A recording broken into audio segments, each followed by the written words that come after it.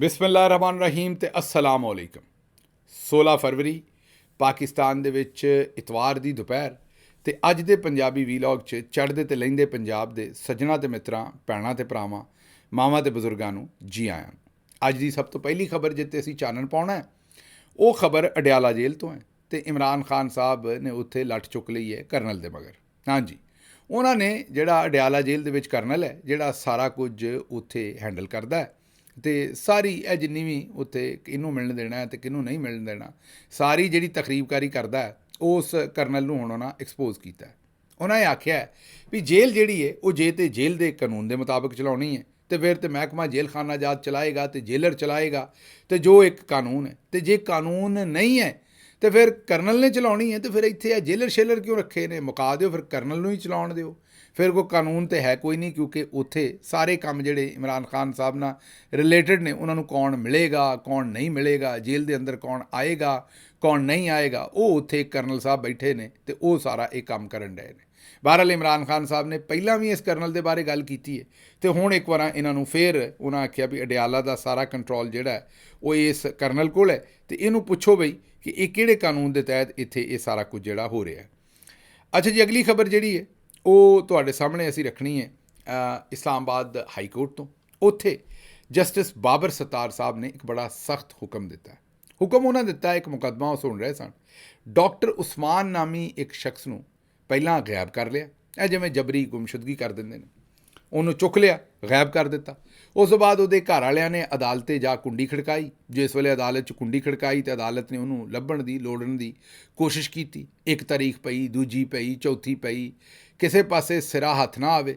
ਆਖਿਰਕਾਰ ਫਿਰ ਅਦਾਲਤ ਨੇ ਜਿਹੜਾ ਉਹ ਦੁਰਮਟ ਮਾਰਿਆ। ਉਹ ਦੁਰਮਟ ਇਹ ਹੁੰਦਾ ਵੀ ਜਦੋਂ ਆਉਂਦੇ ਨੇ ਵੀ ਉਹ ਸੈਕਟਰ ਕਮਾਂਡਰ ਨੂੰ ਸੱਦ ਲਓ ਤੇ ਫਲਾਣੇ ਨੂੰ, ਜਦੋਂ ਇਸ ਪਾਸੇ ਨੂੰ ਅਦਾਲਤ ਤੁਰੀ ਜਸਟਿਸ ਬਾਬਰ ਸੱਤਾਰ ਸਾਹਿਬ ਦੀ, ਤੇ ਉਸ ਵੇਲੇ ਇਸ ਡਾਕਟਰ ਉਸਮਾਨ ਸਾਹਿਬ ਨੂੰ ਬਾਜ਼ਿਆਬ ਕਰ ਦਿੱਤਾ ਗਿਆ, ਛੱਡ ਦਿੱਤਾ ਗਿਆ। ਔਰ ਇਹਨਾਂ 'ਤੇ ਇਲਜ਼ਾਮ ਕੀ ਸੀ? ਇਲਜ਼ਾਮ ਇਹ ਸੀ ਕਿ ਇਹਨਾਂ ਦਾ ਜਿਹੜਾ ਦਾਇਸ਼ ਹੈ, ਇੱਕ ਜਿਹੜੀ ਇੰਟਰਨੈਸ਼ਨਲ ਇੱਕ ਦਹਿਸ਼ਤਗਰਦ ਤਨਜ਼ੀਮ ਹੈ, ਉਹਨਾਂ ਦੇ ਨਾਲ ਕੋਈ ਰਵਾਬਤ ਸਨ। ਅੱਛਾ, ਅਗਰ ਤੇ ਰਵਾਬਤ ਹੈ ਨੇ ਤੇ ਚਲੋ ਫਿਰ ਤੇ ਗ੍ਰਿਫਤਾਰ ਕਰੋ, ਫਿਰ ਗਾਇਬ ਕਿਉਂ ਕਰਦੇ ਹੋ? ਗ੍ਰਿਫਤਾਰ ਕਰੋ ਬੰਦੇ ਨੂੰ ਤੇ ਪਰਚਾ ਦਿਓ। ਲੇਕਿਨ ਅਦਾਲਤ ਨੇ ਆਖਿਆ ਵੀ ਅਗਰ ਕੋਈ ਰਾਬਤੇ ਹੈ ਨੇ ਤੇ ਦਿਓ, ਉਹਦੇ ਸਬੂਤ ਦਿਓ। ਸਬੂਤ ਕੋਈ ਨਾ ਦਿੱਤੇ। ਲੇਕਿਨ ਕੰਮ ਇੱਕ ਇਹ ਕੀਤਾ ਕਿ ਅੱਜ ਕੱਲ੍ਹ ਤੁਹਾਨੂੰ ਪਤਾ ਬਦਮਾਸ਼ੀ ਖੁੱਲ੍ਹੀ ਚੱਲ ਰਹੀ ਹੈ ਏਜੰਸੀਆਂ ਦੀ। ਉਹਨਾਂ ਨੇ ਇਹ ਜਿਹੜੇ ਡਾਕਟਰ ਉਸਮਾਨ ਸਾਹਿਬ ਨੇ ਇਹਨਾਂ ਦੇ ਪੂਰੇ ਟੱਬਰ ਦਾ ਨਾਂ ECL 'ਚ ਪਾ ਦਿੱਤਾ। ਉਹਨਾਂ ਦੇ ਵਿੱਚ ਹੁਣ ਕੋਈ ਐਸੇ ਵੀ ਲੋਕ ਹੋਣਗੇ ਜਿਹੜੇ ਆਪਣੀ ਮਿਹਨਤ ਮਜ਼ਦੂਰੀ ਮੁਲਕ ਤੋਂ ਬਾਹਰ ਕਰਦੇ ਹੋਣਗੇ ਜਾਂ ਆਪਣਾ ਕਾਰੋਬਾਰ ਕਰਦੇ ਹੋਣਗੇ ਔਰ ਉਸ ਵਜ੍ਹਾ ਤੋਂ ਉਹਨਾਂ ਨੂੰ ਮੁਲਕ ਤੋਂ ਬਾਹਰ ਜਾਣਾ ਪੈਂਦਾ ਹੋਏਗਾ। ਉਹਨਾਂ ਨੂੰ ਵੀ ਡੱਕ ਛੱਡਿਆ ਔਰ ਇਸ ਪੂਰੇ ਟੱਬਰ ਨੂੰ ਇਸ ਗੱਲ ਦੀ ਸਜ਼ਾ ਦਿੱਤੀ ਕਿ ਤੁਸੀਂ ਡਾਕਟਰ ਉਸਮਾਨ ਦਾ ਕੇਸ ਲੈ ਕੇ ਤੇ ਤੁਸੀਂ ਅਦਾਲਤ 'ਚ ਕਿਉਂ ਗਏ ਸੋ? ਬਾਜ਼ਿਆਬ ਤੇ ਸਾਨੂੰ ਕਰਨਾ ਪਿਆ, ਲੇਕਿਨ ਹੁਣ ਅਸੀਂ ਤੁਹਾਨੂੰ ਸਾਰਿਆਂ ਨੂੰ ਹੀ ਸੈੱਟ ਕਰ ਲਾਂਗੇ। ਬਹਰਹਾਲ ਇਸ ਸੂਰਤ ਹਾਲ ਦੇ ਵਿੱਚ ਹੁਣ ਜਸਟਿਸ ਬਾਬਰ ਸੱਤਾਰ ਸਾਹਿਬ ਨੇ ਇਹ ਕੇਸ ਦੋਹਰੇ ਸੁਣਿਆ। ਜਿਸ ਵੇਲੇ ਉਹਨਾਂ ਸੁਣਿਆ ਤਾਂ ਉਹਨਾਂ ਕਿਹਾ ਆ ਜਾਓ ਬਈ ਸਾਹਮਣੇ, ਲੈ ਆਓ ਸਾਰੇ ਸਬੂਤ ਕਿ ਇਹਨਾਂ ਦੇ ਕਿਹਦੇ ਨਾਲ ਇਹਨਾਂ ਦੇ ਰਾਬਤੇ ਨੇ। ਮਸਲਨ ਗਰਦਾਸ਼ ਨਾਲ ਇਹਨਾਂ ਦੇ ਰਾਬਤੇ ਨੇ ਤੇ ਫਿਰ ਸਾਨੂੰ ਦੱਸੋ ਉਹ ਰਾਬਤੇ ਕਿਹੜੇ ਨੇ, ਉਹਨਾਂ ਦੇ ਸਬੂਤ ਦਿਓ। ਜਿਸ ਵੇਲੇ ਸਬੂਤ ਦਿਓਗੇ ਤੇ ਅਸੀਂ ਚਲੋ ਫਿਰ ਉਸ ਤਰੀਕੇ ਨਾਲ ਕਾਰਵਾਈ ਕਰਾਂਗੇ ਤੇ ਤੁਹਾਨੂੰ ਨਹੀਂ ਕਵਾਂਗੇ ਕਿ ਤੁਸੀਂ ਜਿਹੜਾ ਉਹ ਇਹਨਾਂ ਨੂੰ ਰਿਹਾ ਕਰੋ।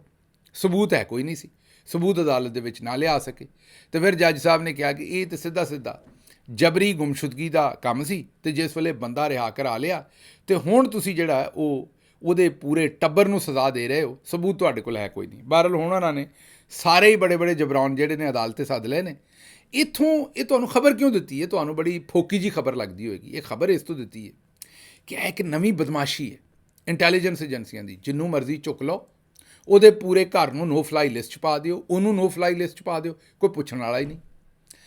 ਔਰ ਅਗਰ ਕੋਈ ਪੁੱਛੇ ਤੇ ਆਖੋ ਇਹ ਦਹਿਸ਼ਤਗਰਦ ਹੈ ਜਾਂ ਇਹਦਾ ਦਹਿਸ਼ਤਗਰਦ ਤਨਜ਼ੀਮਾਂ ਨਾਲ ਰਾਬਤਾ ਹੈ। ਹੁਣ ਤੁਸੀਂ ਸੋਚੋ ਵੀ ਦਹਿਸ਼ਤਗਰਦ ਤੇ ਇਮਰਾਨ ਖਾਨ ਨੂੰ ਬਣਾਇਆ ਤੇ ਸਾਨੂੰ ਸਾਰਿਆਂ ਨੂੰ ਬਣਾਇਆ। ਅਸੀਂ ਦੁਨੀਆ ਦੇ ਮੁਖਤਲਿਫ ਏਅਰਪੋਰਟਾਂ 'ਤੇ ਜਾਂਦੇ ਤੇ ਉੱਥੇ ਏਅਰਪੋਰਟਾਂ 'ਤੇ ਇਮੀਗ੍ਰੇਸ਼ਨ ਸਾਨੂੰ ਪੁੱਛਦੀ ਹੈ ਕਿ ਬਾਈ ਤੁਹਾਡੇ 'ਤੇ ਦਹਿਸ਼ਤਗਰਦੀ ਦੇ ਬੜੇ ਸਾਰੇ ਪਰਚੇ ਨੇ ਤੇ ਕਿਉਂ ਨੇ? ਸਾਨੂੰ ਉਹਨਾਂ ਨੂੰ ਦੱਸਣਾ ਪੈਂਦਾ ਵੀ ਸਾਡੇ ਮੁਲਕ ਵਾਲੇ ਪਾਗਲ ਹੋ ਗਏ ਨੇ। ਉੱਥੇ ਜਿਹੜੇ ਇਸ ਵੇਲੇ ਇਕਤਦਾਰ ਦੇ ਨਸ਼ੇ 'ਚ ਪਾਗਲ ਬੈਠੇ ਨੇ, ਉਹਨਾਂ ਨੂੰ ਦਹਿਸ਼ਤਗਰਦ ਤੇ ਆਮ ਸ਼ਹਿਰੀਆਂ ਦੇ ਵਿੱਚ ਫ਼ਰਕ ਦਾ ਪਤਾ ਨਹੀਂ ਤੇ ਉਹ ਝੂਠੇ ਪਰਚੇ ਹੀ ਦੇਈ ਆਉਂਦੇ ਨੇ। ਹੁਣ ਸੋਚੋ ਜਦੋਂ ਇਹ ਗੱਲ ਹੁੰਦੀ ਹੈ ਤੇ ਉਹ ਹੀ ਮੁਲਕ ਕੱਲ੍ਹ ਨੂੰ ਤੁਹਾਡਾ ਜਿਹੜਾ ਕੋਈ ਵਾਕਿਆ ਹੀ ਸੱਚਾ ਦਹਿਸ਼ਤਗਰਦ ਉੱਥੇ ਹੋਏਗਾ ਜਿਹਦੀ ਤੁਹਾਨੂੰ ਲੋੜ ਹੋਏਗੀ, ਉਹਦੇ ਬਾਰੇ ਉਹਨਾਂ ਦਾ ਰਵੱਈਆ ਕੀ ਹੋਏਗਾ? ਬਹਰਹਾਲ ਇਹ ਤੇ ਇਹਨਾਂ ਦਾ ਕੰਮ ਹੈ, ਇਹ 'ਤੇ ਕੀ ਕੀਤਾ ਜਾਏ। ਅਗਲੀ ਖਬਰ ਜੀ, ਦਸੰਬਰ ਦੇ ਮਹੀਨੇ ਦੇ ਵਿੱਚ ਸਿਰਫ ਤੁਹਾਨੂੰ ਦੱਸਣੇ, ਬਾਕੀ ਨਹੀਂ, ਬਾਕੀ ਛੱਡ ਦਿਓ। ਸਿਰਫ ਦਸੰਬਰ ਦੇ ਮਹੀਨੇ 'ਚ शहबाज शरीफ साहब की जिहड़ी हुकूमत है उन्होंने 1300 अरब रुपया, हाँ जी दुरुस्त सुन रहे, 1300 अरब रुपया सिर्फ उन्होंने दसंबर के महीने दे विच उन्होंने करजा लिया, जिहदा मतलब की है भी हर घंटे 2 अरब, ਉਹਦਾ मतलब की है भी हर मिनट ਦੇ ਵਿੱਚ तकरीबन 3 करोड़ रुपया ਜਿਹੜਾ ਉਹ ਉਹਨਾਂ ਨੇ ਕਰਜ਼ਾ ਲੈ ਛੱਡਿਆ। ਹੁਣ ਆਪ ਸੋਚ ਲਓ ਵੀ ਇਹ ਕਰਜ਼ਾ ਅਸੀਂ ਲਾਉਣਾ ਹੈ, ਅਸੀਂ ਤੁਸੀਂ ਲਾਉਣਾ ਹੈ, ਤੇ ਇਸੇ ਕਰਜ਼ੇ ਨਾਲ ਇਹਨਾਂ ਦਾ ਇਹ ਸਾਰਾ ਸਿਸਟਮ ਜਿਹੜਾ ਇਹ ਜਿਹੜੀਆਂ ਫਾਇਰ ਵਾਲਾਂ ਖਰੀਦਦੇ ਨੇ ਤੇ ਲਾਉਂਦੇ ਨੇ, ਇਹਦਾ ਵੀਗੋ ਡਾਲੇ ਭੱਜਦੇ ਨੇ ਤੇ ਤੁਹਾਨੂੰ ਚੁੱਕਦੇ ਨੇ ਤੇ ਨੰਗਿਆਂ ਕਰਦੇ ਨੇ ਤੇ ਮਾਰਦੇ ਨੇ। ਇਹ ਜਿਹੜੇ ਇਹਨਾਂ ਨੇ ਹਕੂਮਤਖਾਨੇ ਬਣਾਏ ਨੇ ਤੇ ਜੇਲ੍ਹਾਂ ਬਣਾਈਆਂ ਨੇ ਤੇ ਲੋਕਾਂ ਨੂੰ ਉੱਥੇ ਲੈ ਆਉਂਦੇ ਨੇ, ਤੇ ਇਹ ਜਿਹੜਾ 26 ਨਵੰਬਰ ਨੂੰ ਜਿਹੜੀਆਂ ਬੰਦੂਕਾਂ ਚੱਲੀਆਂ ਤੇ ਜਿਹੜੀਆਂ ਗੋਲੀਆਂ ਚੱਲੀਆਂ ਉਹਨਾਂ ਦੇ ਵਿੱਚੋਂ ਪਈਆਂ ਹੋਈਆਂ ਗੋਲੀਆਂ, ਉਹਨਾਂ ਦੇ ਨਾਲ ਲੱਗੇ ਹੋਏ ਜਿਹੜੇ ਰੁਪਈਏ ਨੇ ਸਾਰੇ ਦੇ ਸਾਰੇ ਉਹਨਾਂ ਗੋਲੀਆਂ ਤੇ, ਜਿਨ੍ਹਾਂ ਨਾਲ ਸਾਡੇ ਜਵਾਨਾਂ ਦੀਆਂ ਸ਼ਹਾਦਤਾਂ ਹੋਈਆਂ, ਉਹ ਸਾਰਾ ਕੁਛ ਇਹਨਾਂ ਕਰਜ਼ਿਆਂ ਨਾਲ ਹੀ ਕੀਤਾ ਜਾਂਦਾ ਹੈ।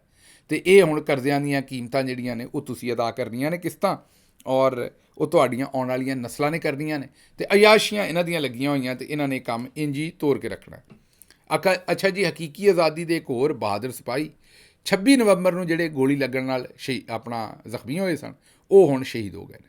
ਇੱਕ ਹੋਰ ਸ਼ਹਾਦਤ ਹੋ ਗਈ ਹੈ, ਔਰ ਇਹ ਵੇਖ ਲਓ ਕਿ ਹਰ ਹਫ਼ਤੇ ਹੀ ਤਕਰੀਬਨ ਕੋਈ ਨਾ ਕੋਈ ਜ਼ਖਮੀ ਜਿਹੜਾ ਉਹ ਦਮ ਤੋੜ ਰਿਹਾ, ਤੇ ਦਰਜਨਾਂ ਦੇ ਹਿਸਾਬ ਨਾਲ ਬੰਦੇ ਹਜੇ ਤੱਕ ਗਵਾਚੇ ਨੇ, ਮਿਸਿੰਗ ਨੇ, ਉਹਨਾਂ ਦਾ ਪਤਾ ਹੀ ਨਹੀਂ ਕਿ ਉਹ ਜਿਉਂਦੇ ਨੇ ਜਾਂ ਉਹਨਾਂ ਨੂੰ ਸ਼ਹੀਦ ਕਰ ਦਿੱਤਾ ਗਿਆ ਜਾਂ ਉਹ ਕਿੱਥੇ ਨੇ, ਕਿਉਂਕਿ ਪਤਾ ਹੀ ਨਹੀਂ ਕਿਸੇ ਨੂੰ ਵੀ ਉਹ ਕਿੱਥੇ ਨੇ। ਉਹਨਾਂ ਦੇ ਬਾਰੇ ਤਾਂ ਹੁਣ ਇਹੀ ਸੋਚ ਸਕਦੇ ਹਾਂ ਵੀ ਉਹ ਸਾਰੇ ਸ਼ਹੀਦ ਕਰ ਦਿੱਤੇ ਗਏ ਨੇ, ਤੇ ਉਹਨਾਂ ਦੇ ਬਾਰੇ ਅਜੇ ਤੱਕ ਕਿਸੇ ਨੂੰ ਪਤਾ ਕੋਈ ਨਹੀਂ। ਅੱਛਾ ਜੀ, GHQ ਦਾ ਜਿਹੜਾ ਹਮਲਾ ਕੇਸ ਹੈ ਉਹਦੇ 'ਚ ਇਸਤਗਾਸਾ ਨੇ ਮਜ਼ੀਦ, ਪ੍ਰੋਸੀਕਿਊਸ਼ਨ ਨੇ ਮਜ਼ੀਦ 8 ਗਵਾਹਾਂ ਦੀ ਸ਼ਹਾਦਤ ਰਿਕਾਰਡ ਕਰਵਾਈ ਹੈ, ਉਹਨਾਂ ਦੀ ਗਵਾਹੀ ਰਿਕਾਰਡ ਕਰਵਾਈ ਹੈ। ਸਾਰੇ ਹੀ ਗਵਾਹ ਪੁਲਿਸ ਵਾਲੇ ਨੇ। ਹੁਣ ਤੁਸੀਂ ਇੱਥੋਂ ਹਿਸਾਬ ਲਾ ਲਓ ਵੀ ਇਹ ਕੇਸ ਕਿੰਨਾ ਕੁ ਤਗੜਾ ਹੈ। ਪੁਲਿਸ ਵਾਲਿਆਂ ਦੀ ਗਵਾਹੀ ਅਦਾਲਤ ਮੰਨਦੀ ਕੋਈ ਨਹੀਂ, ਤਾਂ ਮੰਨਣੀ ਵੀ ਨਹੀਂ ਚਾਹੀਦੀ, ਉਹਦੇ ਝੂਠੋ ਝੂਠ 44 ਹੈ ਸਾਰਾ ਕੰਮ। ਜਿੱਥੇ ਜਿੱਥੇ ਸਿਵਿਲੀਅਨ ਅਦਾਲਤਾਂ ਤਗੜੇ ਜੱਜ ਸਨ, ਉੱਥੇ ਪੁਲਿਸ ਵਾਲੇ ਜਿਸ ਵੇਲੇ ਦੇਣ ਗਏ ਨੇ ਗਵਾਹੀ, ਤੇ ਉਹਨਾਂ ਨੇ ਜਨਾਬ ਪੁਲਿਸ ਵਾਲਿਆਂ ਨੂੰ ਮੁੱਦਾ ਕਰ ਦਿੱਤਾ। 2 ਸਵਾਲ ਪੁੱਛੇ ਤੇ ਅੱਗੋਂ ਜਵਾਬ ਕੋਈ ਨਹੀਂ ਸੀ ਤੀਸਰਾ, ਤੇ ਉੱਥੇ ਉਹ ਫੱਟਰ ਹੋ ਗਏ ਤੇ ਅਦਾਲਤਾਂ ਨੇ ਕੇਸਾਂ ਦੇ ਵਿੱਚੋਂ ਬੰਦਿਆਂ ਨੂੰ ਬਾਇਜ਼ਤ ਬਰੀ ਕੀਤਾ। ਹੁਣ ਇਹ ਜਿਹੜਾ GHQ ਹਮਲਾ ਕੇਸ ਹੈ, ਇਹਦੇ ਵਿੱਚ 8 ਗਵਾਹੀਆਂ ਅਜੇ ਤੱਕ ਹੋਈਆਂ ਨੇ, 8 ਦੇ 8 ਪੁਲਿਸ ਵਾਲੇ ਨੇ। ਤੁਸੀਂ ਵੇਖਣਾ, ਲੇਕਿਨ ਮੈਂ ਤੁਹਾਨੂੰ ਅੱਜ ਹੀ ਦੱਸ ਦਿੰਦਾ ਵੀ ਇਹ ਸ਼ੇਰ ਬੱਗਿਆਂ ਨੇ ਇੱਥੇ ਸਜ਼ਾ ਵੀ ਦੇਣੀ। ਹਾਲਾਂ ਦੇ ਨਹੀਂ ਸਕਦੇ ਕਾਨੂੰਨੀ ਤੌਰ 'ਤੇ, ਪਰ ਦੇਣੀ, ਕਿਉਂਕਿ ਪਿੱਛੋਂ ਚੌਧਰੀ ਨੇ ਬੱਤੀ ਦਿੱਤੀ, ਉਹ ਸੰਧੀਲੇ ਵਾਲੀ ਬੱਤੀ, ਉਹਨਾਂ ਬੱਤੀ ਦਿੱਤੀ ਜੱਜ ਸਾਹਿਬ ਨੂੰ, ਔਰ ਉਹਨਾਂ ਨੇ ਆਖਿਆ ਉਹ ਸੰਧੀਲਾ ਸਾਹਿਬ ਨਹੀਂ ਸੀ ਇੱਕ ਬੱਤੀ ਦਿੰਦੇ ਫਿਰਦੇ ਬਾਜੀ ਮਰੀਅਮ ਨੂੰ।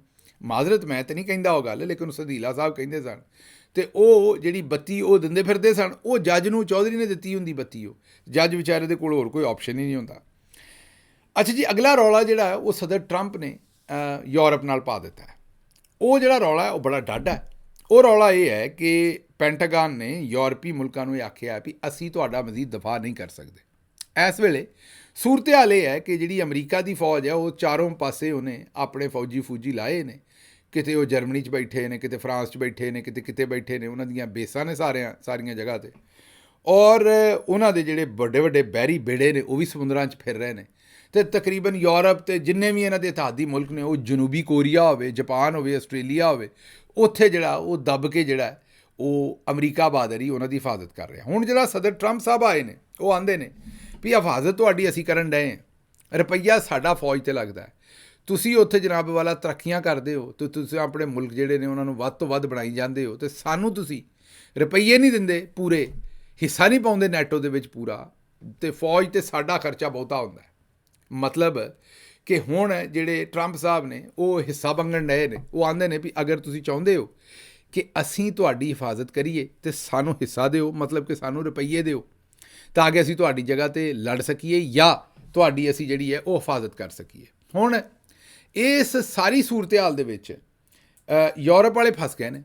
ਯੂਰਪ ਵਾਲੇ ਇਸ ਤੋਂ ਫਸ ਗਏ ਨੇ ਕਿ ਉਹਨਾਂ ਨੇ ਆਪਣੀਆਂ ਫੌਜਾਂ ਜਿਹੜੀਆਂ ਨੇ ਉਸ ਤਰੀਕੇ ਨਾਲ ਬੜੇ ਪਿਛਲੇ ਕਈਆਂ ਸਾਲਾਂ ਤੋਂ ਹੈ ਨੇ ਉਹਨਾਂ ਕੋਲ ਫੌਜਾਂ, ਤਗੜੀਆਂ ਫੌਜਾਂ ਨੇ, ਲੇਕਿਨ ਇੰਨੀਆਂ ਤਗੜੀਆਂ ਨਹੀਂ ਕਿ ਅਮਰੀਕਾ ਦੀ ਸਪੋਰਟ ਤੋਂ ਬਗੈਰ ਉਹ ਆਪਣਾ ਕੰਮ ਕਰ ਸਕਣ।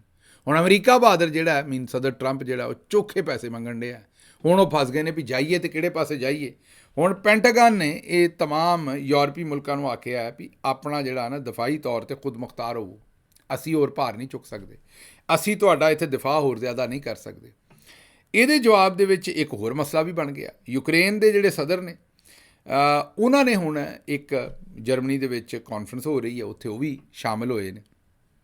ਉਹਨਾਂ ਨੇ ਉੱਥੇ ਇਹ ਐਲਾਨ ਕੀਤਾ ਹੈ ਕਿ ਅਮਰੀਕਾ ਨੇ ਸਾਨੂੰ ਆਖ ਦਿੱਤਾ ਹੈ ਕਿ ਅਸੀਂ ਤੁਹਾਡੀ ਮਜ਼ੀਦ ਜੰਗ ਦੀ ਇਮਦਾਦ ਨਹੀਂ ਕਰਨੀ, ਅਸੀਂ ਨਾ ਤੁਹਾਨੂੰ ਅਸਲਾ ਦੇਣਾ ਨਾ ਰੁਪਈਏ ਦੇਣੇ ਨੇ, ਹੁਣ ਅਸੀਂ ਮਜ਼ੀਦ ਜੰਗ ਤੁਹਾਡੀ ਨਹੀਂ ਲੜ ਸਕਦੇ, ਮਤਲਬ ਇਮਦਾਦ ਨਹੀਂ ਦੇ ਸਕਦੇ, ਉਹਨਾਂ ਯੂਕਰੇਨ ਦੇ ਸਦਰ ਨੂੰ ਕਿਹਾ।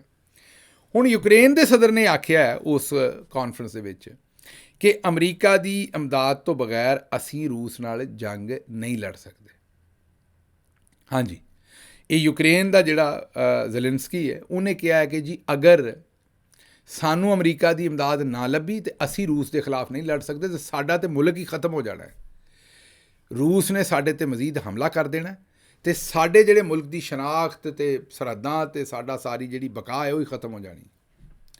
ਜ਼ੈਲੈਂਸਕੀ ਸਾਹਿਬ ਨੇ ਹੁਣ ਯੂਰਪ ਵਾਲਿਆਂ ਨੂੰ ਆਖਿਆ ਵੀ ਇਹ ਖਤਰੇ ਦੀ ਘੰਟੀ ਹੈ ਤੇ ਹੁਣ ਸਾਨੂੰ ਯੂਰਪ ਵਾਲਿਆਂ ਨੂੰ ਸਾਰਿਆਂ ਨੂੰ ਇਕੱਠਿਆਂ ਹੋ ਕੇ ਆਪਣੀ ਇੱਕ ਆਰਮੀ ਬਣਾਉਣੀ ਚਾਹੀਦੀ ਹੈ, ਯੂਰਪ ਦੀ, ਨੈਟੋ ਕਹਿ ਲਓ ਉਹਨੂੰ, ਇਹ ਜੋ ਵੀ ਕਹਿਣਾ ਹੈ, ਇੱਕ ਯੂਰਪ ਦੀ ਫੌਜ ਬਣਾਉਣੀ ਚਾਹੀਦੀ ਹੈ ਤਾਂ ਕਿ ਅਸੀਂ ਆਪਣੇ ਘਰ ਦੀ ਹਿਫਾਜ਼ਤ ਆਪ ਕਰ ਸਕੀਏ। ਹੁਣ ਕਿਉਂਕਿ ਹੁਣ ਅਮਰੀਕਾ ਨੇ ਹੱਥ ਜਿਹੜਾ ਚੁੱਕ ਲਿਆ। ਇਹਦੇ 'ਤੇ ਜਿਹੜੇ ਜਰਮਨੀ ਦੇ ਇਸ ਵੇਲੇ ਚਾਂਸਲਰ ਨੇ, ਮਤਲਬ ਕਿ ਉਹਨਾਂ ਦੇ ਜਿਹੜੇ ਹੈੱਡ ਆਫ ਸਟੇਟ ਨੇ, ਉਹਨਾਂ ਨੇ ਵੀ ਅਫਸੋਸ ਦਾ ਇਜ਼ਹਾਰ ਕੀਤਾ ਹੈ ਔਰ ਉਹਨਾਂ ਆਖਿਆ ਵੀ ਅਮਰੀਕਾ ਆਪਣੇ ਜਿਹੜੇ ਮੁਆਹਦੇ ਨੇ ਜਾਂ ਆਪਣੇ ਵਾਅਦੇ ਨੇ ਉਹਨਾਂ ਨੂੰ ਪੂਰੇ ਨਹੀਂ ਕਰ ਰਿਹਾ ਔਰ ਇਹਦੇ ਨਾਲ ਸਾਨੂੰ ਜਿਹੜਾ ਉਹ ਬੜਾ ਵੱਡਾ ਮਸਲਾ। ਤੇ ਇਹ ਹੁਣ ਟਰੰਪ ਸਾਹਿਬ ਨੇ ਜਿਹੜਾ ਉਹ ਨਵਾਂ ਇਹ ਜਿਹੜਾ ਪੰਗਾ ਪਾ ਦਿੱਤਾ ਹੈ ਪੂਰੇ ਯੂਰਪ ਵਾਸਤੇ ਵੀ ਆਪਣੀ ਹਿਫਾਜ਼ਤ ਆਪ ਕਰੋ, ਮੈਂ ਗਿਆ ਜੇ, ਇਹ ਆਇਆ ਜੇ ਗੌਰੀ, ਬਲਕਿ ਇਹ ਗਿਆ ਜੇ ਗੌਰੀ। ਇਹ ਹੁਣ ਸੂਰਤ ਹਾਲ ਜਿਹੜੀ ਹੈ ਉਹ ਯੂਰਪ ਵਾਸਤੇ ਖਾਸੀ ਮੁਸ਼ਕਿਲ ਹੋ ਗਈ। ਅੱਛਾ ਜੀ, ਅਗਲੀ ਖਬਰ ਅਡਿਆਲਾ ਜੇਲ੍ਹ ਤੋਂ ਹੈ। ਖਾਨ ਸਾਹਿਬ ਨੇ ਇੱਕ ਵੱਡਾ ਐਲਾਨ ਕੀਤਾ। ਉਹਨਾਂ ਆਖਿਆ ਹੈ ਕਿ ਈਦ ਤੋਂ ਬਾਅਦ ਮਾਰੰਗ ਬਲੋਚ ਦੇ ਨਾਲ ਰਲ ਕੇ ਅਸੀਂ ਇੱਕ ਇਹਤਜਾਜੀ ਤਹਿਰੀਕ ਜਿਹੜੀ ਉਹ ਸ਼ੁਰੂ ਕਰਾਂਗੇ। ਅੱਛਾ, ਇਹ ਬੜੀ ਇੰਟਰਸਟਿੰਗ ਡਿਵੈਲਪਮੈਂਟ ਹੈ। ਉਹਦੀ ਵਜ੍ਹਾ ਹੈ ਕਿ ਮਾਰੰਗ ਬਲੋਚ ਸਾਹਿਬਾ ਔਰ ਦੂਜੇ ਬਲੋਚ ਸਾਰੇ ਜਿਹੜੇ ਨੇ ਉਹ ਮਿਸਿੰਗ ਪਰਸਨਸ ਦੇ ਉੱਤੇ ਇਹਤਜਾਜ ਕਰਦੇ ਨੇ। ਹੁਣ ਅਗਰ ਮਿਸਿੰਗ ਪਰਸਨਸ ਦੇ ਉੱਤੇ ਉਹ ਇਹਤਜਾਜ ਕਰਦੇ ਨੇ ਤਾਂ PTI ਦਾ ਵੀ ਰੌਲਾ ਮਿਸਿੰਗ ਪਰਸਨ ਦਾ ਹੀ ਹੈ। ਤੁਹਾਨੂੰ ਪਤਾ ਸਾਡੇ ਵੀ ਕਈ ਬੰਦੇ ਚੁੱਕੇ ਨੇ, ਗਾਇਬ ਕੀਤੇ ਨੇ। 26 ਨਵੰਬਰ ਹੀ ਵੇਖ ਲਓ ਕਿੰਨੇ ਬੰਦੇ ਚੁੱਕੇ ਨੇ ਤੇ ਗਾਇਬ ਕੀਤੇ ਨੇ। ਤੇ ਹੁਣ ਇਮਰਾਨ ਖਾਨ ਸਾਹਿਬ ਦਾ ਜਿਹੜਾ ਫੈਸਲਾ ਹੈ ਇਹ ਵੀ ਮੇਰਾ ਖਿਆਲ ਹੈ ਕਿ ਬੜਾ ਹੀ ਤਗੜਾ ਫੈਸਲਾ ਹੈ। ਇਹਦਾ ਮਤਲਬ ਹੈ ਕਿ ਈਦ ਤੋਂ ਬਾਅਦ ਦੋ ਹੱਥ ਜਿਹੜੇ ਨੇ ਇਹ ਹੋ ਜਾਣੇ ਨੇ, ਸਮਝਦੇ ਹੋ ਨਾ। ਈਦ ਤੋਂ ਬਾਅਦ ਜਿਹੜੇ ਮਾਮਲੇ ਨੇ ਉਹ ਲਾਠੀਆਂ ਖੜਕਣਗੀਆਂ, ਮਤਲਬ ਕਹਿਣ ਦਾ ਕਿ ਇੱਕ ਵਾਰੀ ਫੇਰ ਬਾਜ਼ਾਰਾਂ 'ਚ ਆਵਾਮ ਨਿਕਲੇਗੀ। ਵੇਖਦੇ ਹੁਣ ਗਾਂ ਕੀ ਹੁੰਦਾ, ਲੇਕਿਨ ਇਹ ਬੜਾ ਤਗੜਾ ਉਹਨਾਂ ਦਾ ਬਿਆਨ ਹੈ ਔਰ ਦੇਖਦੇ ਕਿ ਇਹਦੀ ਹੁਣ ਮਾਮਲਾਤ ਅੱਗੋਂ ਕੀ ਬਣਦੇ ਨੇ। ਅੱਛਾ ਜੀ, ਜਵੇਦ ਲਤੀਫ ਸਾਹਿਬ, ਤੁਹਾਨੂੰ ਪਤਾ ਆਇਨਸਟਾਈਨ ਨੇ ਵੀ ਸ਼ੇਖੂਪੁਰੇ ਦੇ, ਤੇ ਇਹ ਹਰ ਵੇਲੇ ਕਹਿੰਦੇ ਸਨ ਕਿ ਸਹੂਲਤਕਾਰੀ ਹੋ ਰਹੀ ਹੈ। ਉਧਰੋਂ ਤਹਿਰੀਕ ਇਨਸਾਫ ਨੂੰ ਅਜ਼ਮਾ ਬੁਖਾਰੀ ਆਂਦੀ ਸੀ ਹਾਫਿਜ਼ ਜੀ ਤੁੰਨ ਕੇ ਰੱਖੋ, ਤੇ ਇਹ TV ਤੇ ਰੋਜ਼ ਆ ਕੇ ਆਉਂਦੇ ਸਨ ਵੀ ਆਸਿਮ ਮੁਨੀਰ ਸਾਹਿਬ ਜਿਹੜੇ ਨੇ ਉਹ ਸਹੂਲਤਕਾਰੀ ਕਰਨ ਡਏ ਨੇ ਤਹਿਰੀਕ ਇਨਸਾਫ ਦੀ। ਵਾਹ ਵਾਹ ਵਾਹ, ਜੇ ਇਹ ਸਹੂਲਤਕਾਰੀ ਹੈ ਤਾਂ ਸਾਡੀ ਦੁਆ ਹੈ ਤੁਹਾਨੂੰ ਰੋਜ਼ ਇਹੋ ਜਿਹੀ ਸਹੂਲਤਕਾਰੀ ਲੱਭੇ, ਨਵਾਜ਼ ਸ਼ਰੀਫ ਸਾਹਿਬ ਨੂੰ ਵੀ ਲੱਭੇ ਤੇ ਤੁਹਾਨੂੰ ਸਾਰਿਆਂ ਨੂੰ ਵੀ ਲੱਭੇ। ਬਹਰਹਾਲ ਨਵਾਜ਼ ਸ਼ਰੀਫ ਸਾਹਿਬ ਵੀ ਖੁਸ਼ ਹੁੰਦੇ ਸਨ, ਮਰੀਮ ਵੀ ਖੁਸ਼ ਹੁੰਦੀ ਸੀ ਵੀ ਚਲੋ ਚੰਗਾ ਹੈ, ਬਿਆਨੀਆ ਸਾਡਾ ਬਣ ਰਿਹਾ, ਅਸੀਂ ਜਿੱਦਣ ਵੋਟ ਕੋ ਇੱਜ਼ਤ ਦੋ ਵਾਲੇ ਬਿਆਨੀਏ ਤੇ ਦੋਹਰੇ ਜਾਣਾ ਹੈ ਤੇ ਚਲੋ ਜਵੇਦ ਲਤੀਫ ਦੀਆਂ ਗੱਲਾਂ ਉਸ ਵੇਲੇ ਸਾਡੇ ਕੰਮ ਆਉਣਗੀਆਂ। ਲੇਕਿਨ ਉਧਰ ਫੌਜੀ ਭਾਈਆਂ ਨੂੰ ਇਹ ਬੜਾ ਬੁਰਾ ਲੱਗਦਾ ਸੀ, ਉਹ ਵੀ ਚੁੱਪ ਕਰਕੇ ਬੈਠੇ ਸਨ। ਫਿਰ ਜਵੇਦ ਲਤੀਫ ਸਾਹਿਬ ਕੋਲੋਂ ਗਲਤੀ ਕੀ ਹੋਈ ਵੀ ਉਹਨਾਂ ਪੰਜਾਬ ਹਕੂਮਤ ਦੇ ਖਿਲਾਫ ਤਕਰੀਰ ਕਰ ਛੱਡੀ, ਬਾਜੀ ਮਰੀਮ ਦੇ ਖਿਲਾਫ ਪ੍ਰੈਸ ਕਾਨਫਰੰਸ ਕੋ ਕਰ ਛੱਡੀ। ਉਹਦੇ ਉੱਤੇ ਬਾਜੀ ਮਰੀਮ ਨੇ ਲੈ ਲਿਆ ਫਿਰ ਐਕਸ਼ਨ। ਤੇ ਤੁਹਾਨੂੰ ਪਤਾ ਹੀ ਹੈ ਬਾਜੀ ਮਰੀਮ ਦੀ ਪਹੁੰਚ ਕਿੱਡੀ ਦੂਰ ਤੱਕ ਹੈ। ਬਾਜੀ ਮਰੀਮ ਨੂੰ ਤਾਂ ਤੁਸੀਂ ਸੀਰੀਅਸ ਨਹੀਂ ਲਵੋਗੇ ਤਾਂ ਮਾਰੇ ਜਾਓਗੇ। ਜਵੇਦ ਲਤੀਫ ਸਾਹਿਬ ਨੂੰ ਪਤਾ ਹੀ ਨਹੀਂ ਸੀ ਕਿ ਬਾਜੀ ਮਰੀਮ ਦੇ ਹੱਥ ਕਿੱਡੇ ਕੁ ਲੰਮੇ ਨੇ ਤੇ ਪਹੁੰਚ ਕਿੱਥੇ ਤੱਕ ਹੈ। ਉਹਨਾਂ ਨੇ ਫਿਰ ਸ਼ਿਕਾਇਤ ਲਾਈ ਬਾਜੀ ਮਰੀਮ ਨੇ ਕਿਸੇ ਨੂੰ। ਜਿਸ ਵੇਲੇ ਉਹਨਾਂ ਸ਼ਿਕਾਇਤ ਲਾਈ ਤੇ ਉਹ ਜਿਹੜੀਆਂ ਫਿਰ ਮੁਸ਼ਤਾਕ ਅੱਖੀਆਂ ਸੀ ਉਹਨਾਂ ਨੇ ਸਾਰੇ ਪ੍ਰਾਈਵੇਟ ਚੈਨਲਸ ਨੂੰ ਫੋਨ ਕੀਤਾ ਤੇ ਉਹਨਾਂ ਨੇ ਆਖਿਆ ਕਿ ਜੀ ਹੁਣ ਤੁਸੀਂ ਇਹ ਜਿਹੜੇ ਖੈਰ ਨਾਲ ਜਵੇਦ ਲਤੀਫ ਸਾਹਿਬ ਨੇ ਇਹਨਾਂ ਨੂੰ ਆਪਣੇ TV ਤੇ ਨਹੀਂ ਲੈਣਾ। ਹੁਣ ਜਵੇਦ ਲਤੀਫ ਸਾਹਿਬ ਦਾ ਨਾਤਕਾ ਬੰਦ ਹੋਇਆ ਤੇ ਉਹ ਟੈਲੀਵਿਜ਼ਨਾਂ ਦੇ ਉੱਤੇ ਹੁਣ ਆ ਕੇ ਪ੍ਰੋਗਰਾਮ ਨਹੀਂ ਕਰ ਸਕਦੇ, ਉਹਨਾਂ ਦੀ ਆਵਾਜ਼ ਕਰ ਦਿੱਤੀ ਹੈ ਬੰਦ। ਹੁਣ ਵੇਖਦੇ ਕਦੋਂ ਤੱਕ ਜਵੇਦ ਲਤੀਫ ਸਾਹਿਬ ਬੰਦ ਰਹਿੰਦੇ ਨੇ ਤੇ ਮਾਮਲਾ ਜਿਹੜਾ ਉਹ ਕਦੋਂ ਤੱਕ ਗਾਂਹ ਚੱਲਦਾ। ਅੱਛਾ ਜੀ, ਅਗਲੀ ਖਬਰ ਜਿਹੜੀ ਮਰੀਮ ਨਵਾਜ਼ ਸਾਹਿਬਾ ਦੀਆਂ ਤਸਵੀਰਾਂ ਆਰਮੀ ਚੀਫ ਨਾਲ ਆਈਆਂ, ਜਿਨ੍ਹਾਂ ਦਾ ਇਸ ਵੇਲੇ ਬੜਾ ਰੌਲਾ ਪਿਆ, ਤੜਤੱਲੀ ਪਈ ਹੈ ਜਿਨ੍ਹਾਂ ਤਸਵੀਰਾਂ 'ਤੇ। ਉਹ ਪਤਾ ਲੱਗਾ ਵੀ ਉਹ ਬਾਜੀ ਮਰੀਮ ਦੀ ਖੁਆਇਸ਼ 'ਤੇ ਰਿਲੀਜ਼ ਹੋਈਆਂ ਨੇ ਤੇ ਬਾਜੀ ਮਰੀਮ ਦੇ ਹੀ ਉਹ ਜਿਹੜਾ ਹੈ ਸੀ ਫੋਟੋਗ੍ਰਾਫਰ ਉਹਨੇ ਲਈਆਂ ਨੇ। ਇਸੇ ਵਜ੍ਹਾ ਤੋਂ ਨਾਰਮਲੀ ਮੈਂ ਕਿਉਂਕਿ ਵਜ਼ੀਰ ਆਜ਼ਮ ਸਾਹਿਬ ਦੇ ਨਾਲ ਕੰਮ ਕੀਤਾ ਹੈ, ਮੈਂ ਤੁਹਾਨੂੰ ਇਹ ਦੱਸ ਸਕਦਾ ਕਿ ਜਿਹੜੀਆਂ ਇਹੋ ਜਿਹੀਆਂ ਤਸਵੀਰਾਂ ਹੁੰਦੀਆਂ ਨੇ, ਕਈ ਵਾਰੀ ਤਸਵੀਰ ਆ ਜਾਂਦੀ ਔਕਵਰਡ, ਮਤਲਬ ਕਿ ਬੰਦਾ ਕੋਈ ਸ਼ਰਮਾ ਰਿਹਾ, ਥੱਲੇ ਦੇਖ ਰਿਹਾ ਹੈ, ਸਮਝਦੇ ਹੋ ਨਾ, ਜਾਂ ਬੰਦੇ ਨੂੰ ਯਾਰਨਿੰਗ ਹੋ ਰਹੀ ਹੈ, ਸਮਝ ਰਹੇ ਹੋ ਨਾ, ਕੋਈ ਵੀ ਐਂਗਲ ਗਲਤ ਆ ਗਿਆ ਹੈ ਤੇ ਉਹ ਜਾਂ ਕੋਈ ਬੰਦਾ ਅੱਗੇ ਆ ਗਿਆ ਤਸਵੀਰ ਖਿੱਚਦੇ ਹੋਇਆ ਤੇ ਉਹੋ ਜਿਹੀ ਤਸਵੀਰ ਜਿਹੜੀ ਉਹਨੂੰ ਜ਼ਾਇਆ ਕਰ ਦੀਦਾ, ਰਿਲੀਜ਼ ਨਹੀਂ ਕਰੀਦੀ। ਲੇਕਿਨ ਹੁਣ ਇੱਥੇ ਤੇ ਬਾਜੀ ਦੀਆਂ ਘੱਟੋ ਘੱਟ 3-4 ਤਸਵੀਰਾਂ ਸੰਗਦਿਆਂ ਹੋਇਆਂ ਸ਼ਰਮਾਉਂਦਿਆਂ ਹੋਇਆਂ ਆਈਆਂ ਨੇ। ਤੇ ਇਹ ਸੂਰਤ ਹਾਲ ਤੋਂ ਤੇ ਵਾਜ਼ੇ ਹੁੰਦਾ ਹੈ ਕਿ ਜਿਵੇਂ ਅਮਰਾਤੀ ਸਦਰ ਦੀਆਂ ਉਹ ਜਿਹੜੀਆਂ ਤਸਵੀਰਾਂ ਸਨ ਉਹ ਬਾਜੀ ਨੇ ਆਪ ਖਿਚਵਾਈਆਂ ਤੇ ਆਪ ਰਿਲੀਜ਼ ਕਰਾਈਆਂ ਸਨ। ਇਹ ਵੀ ਮਾਮਲਾ ਉਹੀ ਹੈ। ਬਹਰਹਾਲ ਇਹਨਾਂ ਦੇ ਉੱਤੇ ਰੌਲਾ ਬੜਾ ਪਿਆ, ਵੇਖਦੇ ਵੀ ਅੱਗੋਂ ਮਾਮਲਾ ਬਣਦਾ ਕੀ ਹੈ ਤੇ ਕਿਹੜੇ ਪਾਸੇ ਨੂੰ ਜਾਂਦਾ ਹੈ। ਲੇਕਿਨ ਇੱਕ ਗੱਲ ਕਮ ਅਜ਼ ਕਮ ਜ਼ਰੂਰ ਹੈ ਕਿ ਇਹ ਕੰਮ ਜਿਹੜਾ ਇਹ ਵੀ ਬਾਜੀ ਨੇ ਆਪਣੇ ਸਿਆਣੇ ਹੱਥੀਂ ਮਾਸ਼ਾਅੱਲਾ ਕੀਤਾ ਹੈ। ਅੱਗੋਂ ਜੀ ਜਿਹੜੀ ਐਪਟਮਾ ਹੈ ਉਹਨਾਂ ਨੇ ਇੱਕ ਬਿਆਨ ਦੇ ਛੱਡਿਆ। ਅਦਨਾਨ ਆਦਲ ਸਾਹਿਬ ਨੇ ਉਹਨਾਂ ਨੇ ਐਪਟਮਾ ਵੱਲੋਂ ਬਿਆਨ ਦਿੱਤਾ ਹੈ। ਉਹਨਾਂ ਕਿਹਾ ਕਿ ਮੁਲਕ ਦੇ ਵਿੱਚ 187 ਤੋਂ ਬਹੁਤੀਆਂ ਟੈਕਸਟਾਈਲ ਮਿੱਲਾਂ ਜਿਹੜੀਆਂ ਨੇ ਉਹ ਬੰਦ ਹੋ ਗਈਆਂ ਨੇ ਔਰ ਇਹਨਾਂ 'ਚ ਮੇਰਾ ਖਿਆਲ 147 ਪੰਜਾਬ 'ਚ ਨੇ। ਔਰ ਉਹਨਾਂ ਨੇ ਕਿਹਾ ਹੈ ਕਿ 50,000 ਤੋਂ ਜ਼ਿਆਦਾ ਪਾਵਰ ਲੂਮ ਬੰਦ ਹੋ ਗਈ ਹੈ। ਉਹ ਦੱਸਣਾ ਇਹ ਚਾਹ ਰਹੇ ਨੇ ਕਿ ਟੈਕਸਟਾਈਲ ਦਾ ਜਿਹੜਾ ਸ਼ੋਭਾ ਹੈ ਉਹਦੀ ਤਬਾਹੀ ਨਿਕਲ ਗਈ ਔਰ ਪਾਕਿਸਤਾਨ ਦੀ ਐਕਸਪੋਰਟ ਦਾ 60% ਸਾਨੂੰ ਟੈਕਸਟਾਈਲ ਤੋਂ ਆਉਂਦਾ ਹੈ। ਔਰ ਉਹਦੇ ਵਿੱਚ ਜਿਹੜਾ ਸਭ ਤੋਂ ਵੱਡਾ ਸ਼ੇਅਰ ਹੈ ਉਹ ਹੈ ਜਿਹੜੇ GSP+ ਮੁਲਕ ਨੇ ਉੱਥੋਂ ਯੂਰਪੀ ਯੂਨੀਅਨ।